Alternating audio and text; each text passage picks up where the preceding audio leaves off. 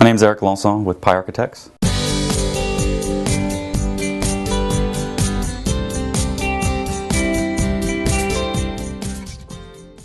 I'm an intern architect here at Pi, and that means I'm working with about 4 or 5 other people per project, and other draftsmen, project architects, and even project manager. My job is to kind of get into the nitty-gritty and get the overall designs kind of fleshed out into the computer. And we usually phase a project out in terms of master planning if it requires that, and then we kind of move towards a schematic design. It's still somewhat sketchy, but they like to see something printed, with hard lines, and you get a square footage, and you kind of have the space plan of the building. Then we move into a design development, where we're now kind of rigorously figuring out what are the dimensions for those rooms, what's the footprint actually going to be, and then once all that's kind of been settled, we finalize with construction document phase, and that's just hashing out everything that you need to know in order to build this building. So I'm a part of all those phases usually, and some of the more difficult ones you would think would be the construction document phase. But a lot of the initial tasks that are most taxing for, at least for me, an intern architect, are in the schematic design phase, where they want to change their minds daily. They might have a client meeting where they'll talk over 4 or 5 different options. And that next meeting, that following week, they want to see those 4 or 5 options fleshed out. They want to see, what are the circumstances and the issues involved with those options, and kind of get all, the most well-rounded opinion they can have. So for me and the team I'm working with, that's going to involve us designing different versions of this same plan, either right on top of one another or next to one another in the model space that we go into designing these buildings, and that pretty much means we have to keep up with the different options that they choose as they go on. So these projects come really big just during that schematic design phase before we finalize the design and move forward. So that's the overall pipeline.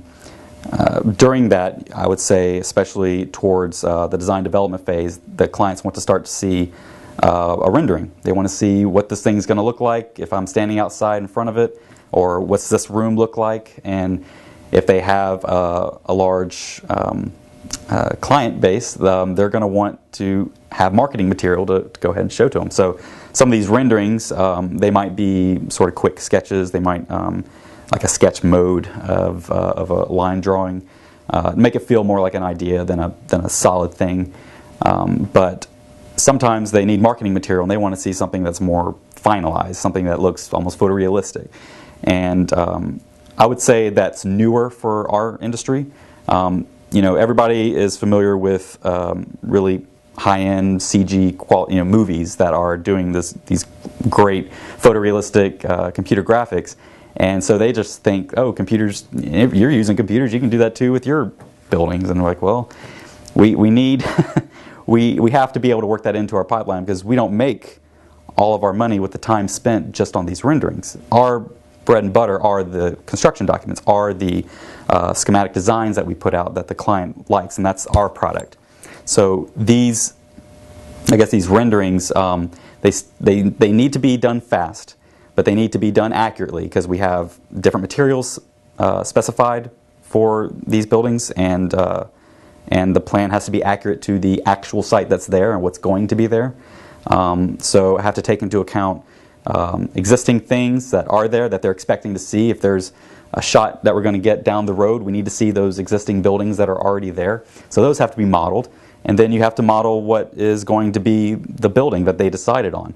And if anything looks off, they're always going to point out the wrong thing first. That's the thing that they're going to catch, and it always causes trouble. So it's up to us to kind of get as much figured out, even inferred, to kind of push that conversation along, make sure they're not getting hung up on something that is obviously wrong or not thought about.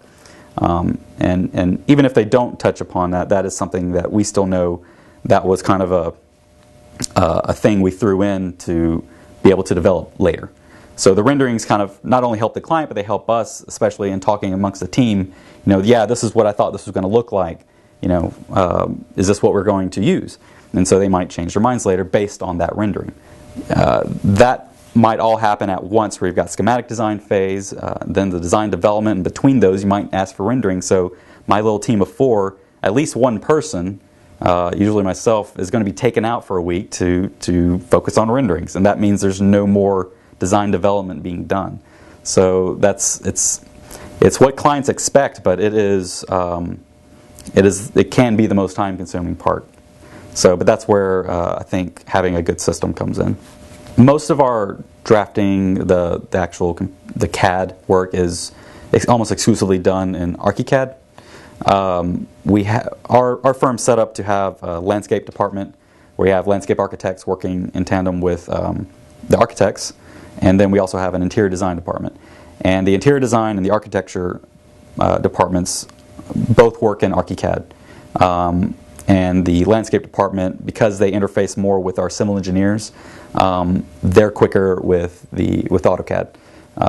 Most of their drawings remain 2D, so they don't need to worry about a whole lot of 3D information. Whereas once we get their sites and I have to do a rendering, I'm going to have to start to pop up what is otherwise 2D typography to get that to read properly. And so we usually model that as part of the buildings, but it doesn't get as detailed until you want to pick that shot for your rendering. Then we need to figure out, okay, the slope does this at the drive versus at the entry, and it gets a lot more detailed at that point. We found a nice solution with Advent Artlantis, and they kind of interface really well with Graphisoft ArchiCAD. It has a pipeline where I can take whatever I want out of ArchiCAD or even out of SketchUp if I'm modeling very precise things. Because we're not doing a whole lot of organic stuff, so I don't need a bigger package to do 3D modeling with. But usually for the exterior shots, I'll start with what we have modeled in ArchiCAD and export that to SketchUp, where I might do some finer details, add those light fixtures, add the park bench, and kind of get the scene set up in SketchUp, and then that gets exported into Artlantis, where it's kind of a quick way to get our lighting in there, get some extra effects, and have that just output straight from Artlantis. So then that final rendering can be put through Photoshop and have some post-processing effects applied, and then we get a final output that can be blown up for marketing boards and whatnot. I became aware of BOXX through, I guess, internet forums, hearing about sort of CG graphics, what the people in the movie industry use, and that was before I ever got hired at Pi Architects. When I was asked, what system could we get to upgrade what we had, the investigating I did, I wanted to compare. I knew that we needed a more robust system, a workstation level system for what we did, because my background with other firms were just straight up AutoCAD 2D drawings, but now with ArchiCAD we're doing 3D BIM models, and that's 3D graphics. I mean, you have to fly around the model, you gotta push and pull things. I mean, it's modeling, and so I thought, well, I mean, it's got to be similar to kind of what they do with the movie industry and CG graphics. I mean, in a different way. So I looked up what I remembered about BOXX and basically kind of checked out the specs and the pricing, and it kind of made sense for what we did. With my personal experience in computers, it didn't have anything I wouldn't want for an architecture firm. And I think what we got in return for all of that has been well worth it. And, I mean, we've purchased over 12 of them now, so it's been a really good deal.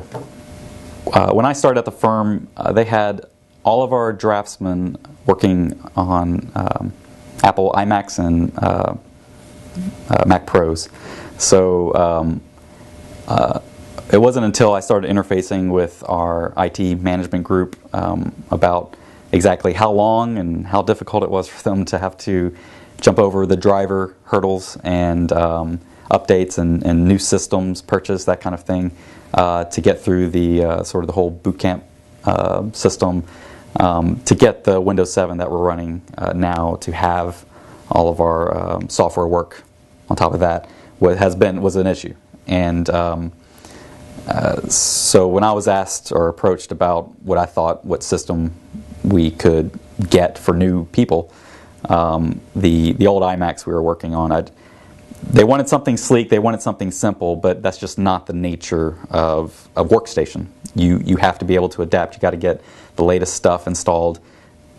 The more easy you can make that, the better it will be. And I just don't think something like an iMac, which might be great for artists and probably strictly Adobe and Photoshop users, that kind of thing, doesn't pair as well, especially when you're trying to run Windows on it, to get all the software you actually need to work with daily.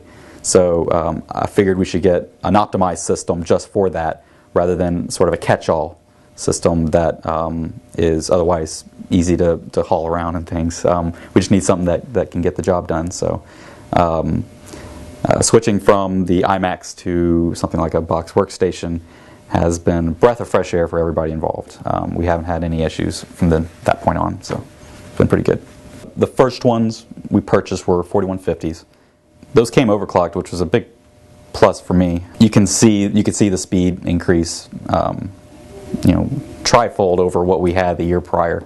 After we purchased a few of those, when we needed to hire more people right on, I made the case. We were able to get the 4920s Extreme, which have been outstanding performance, amazing. You can see on just the year-old iMacs that we've been using that even for as high-end as they were when they came out, aren't even half as fast as what we were able to get for not that much more.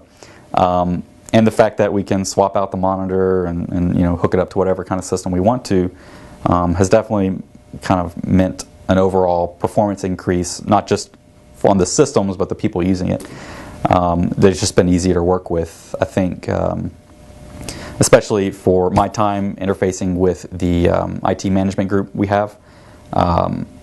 I have to spend less time now just because they aren't having to boot up the machine into the Mac side to update a driver and then back into the Windows side to update that same driver, or spend extra research time making sure that the software is going to work on a Windows system that's installed on a Mac system. And that whole pipeline has been significantly decreased just because you're getting something that's some software that's designed for the system you're working on. So having a fast system be able to generate a mobile file that quickly, just the hour before a meeting is to start, is something that kind of opens the doors for kind of a future development. Like we could set that up as a pipeline where you could say we have an hour before this meeting, get me the latest version of that model, and I could export it, and you could have it on your iPad hooked up to the TV for the conference room, and they could be seeing the latest version of what we've been working on that same day in a format that's presentable. So having BOXX systems be able to do that on the fly is really useful for, I think, pushing the envelope on having presentations that are not taking up as much time as they would have to put together. So you can spend more time developing your project, developing the details and the certain aspects of it, and less time having to set up that presentation. Like, now you go make that presentation. That's a job that not a lot of people want to do. So because it takes you off. It takes you off of the primary product that we're trying to put out here. So working with the boxes that we have now has, I guess, definitely been a lot easier for me, having to deal with. I've been designated the IT person here in the office, so I get to be the guy that deals with our IT fellows behind the scenes that are actually updating the server and checking the network. And for the year and a half that I've been here, having the BOXX systems in-house now for the last year has given me a whole lot more time to not have to worry about any of that. Being able to not have another call come in from the IT guys saying, hey look, we just logged out of the Mac side, can you boot up the Windows side so we can get back in? Like that whole thing was at least a weekly occurrence, almost an every other day thing, where just, look, I can't, I mean, we don't want to pay for them to come into the office. We don't want to have to keep paying that extra hour for them just to install a driver update, and they can't even do it overnight because they can't get back in to update the systems because they like to do everything remotely. Well, now we can. It just, you keep it in Windows, you keep it on a box, and it works. Faster system, more specialized for what we need it for, and upgradable. I mean, easy IT support and good discounts. I mean, it's been a good deal overall. We've been happy.